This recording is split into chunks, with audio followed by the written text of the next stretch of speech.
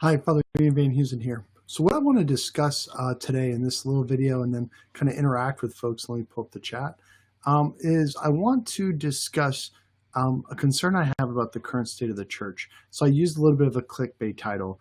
And so I said, Karl Marx is right when he talked about that religion is the opium of the masses. Now, of course, I'm going to add a little nuance. I'm going to work things a little bit.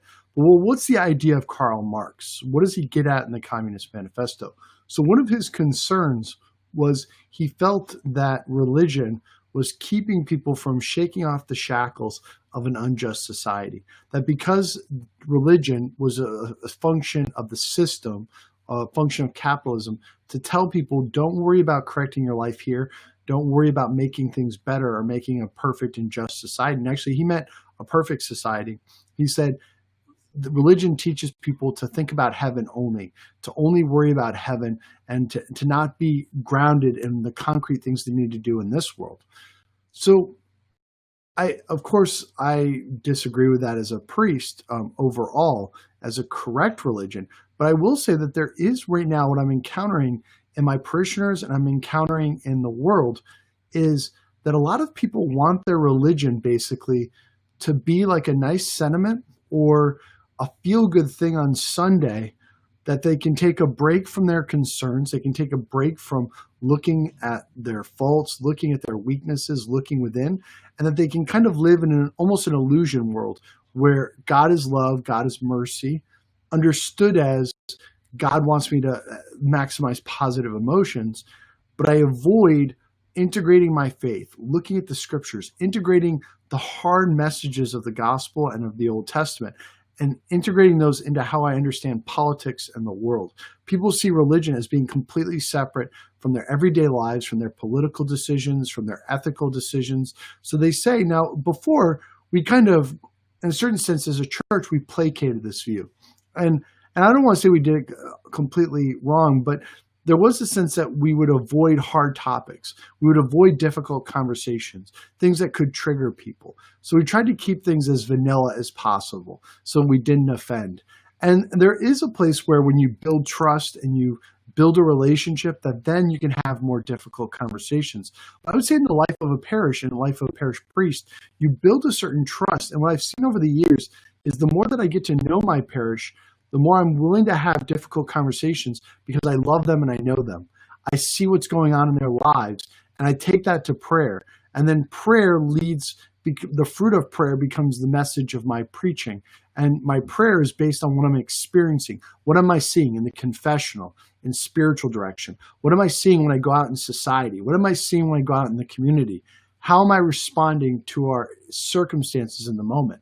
So what people want is they don't want what Jesus preached. They want a kind of religion that's like opium, that numbs their pain, that makes them avoid the difficult questions about salvation, about life, death. This is so we want a religion that makes us feel good, but in a lot of ways, we're trying to avoid difficult conversations. So I'm kind of have a theory right now, and I'm just going to lay it out there for folks. I'm going to talk to my parish about it.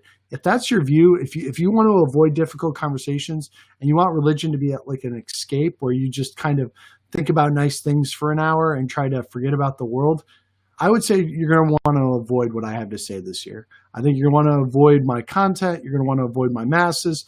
I'm not going to be a jerk. I'm not saying that everybody has to agree with me. I'm not saying that I'm going to get everything perfect, but I would say this. Oh, hey, Alana. Alana, if you're going to comment, we should have just throw you on the Zoom call. This isn't Zoom, but I should just throw you on Zoom if you're going to comment. No, but thanks, Alana. Good to see you.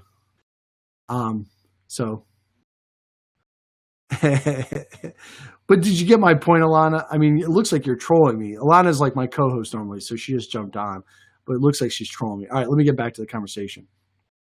So the big thing is it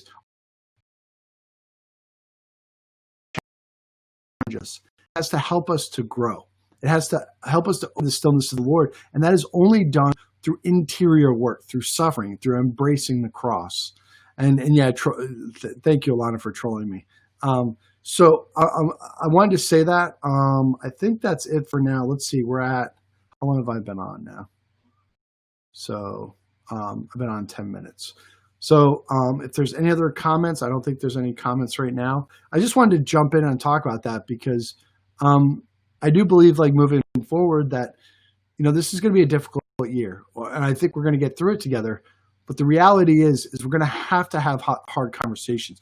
We have to get comfortable with being uncomfortable. So I said that statement. Uh, so I made that statement at the beginning of this crisis: to be comfortable with being uncomfortable, would be at peace with not being at peace, to be okay with not being okay.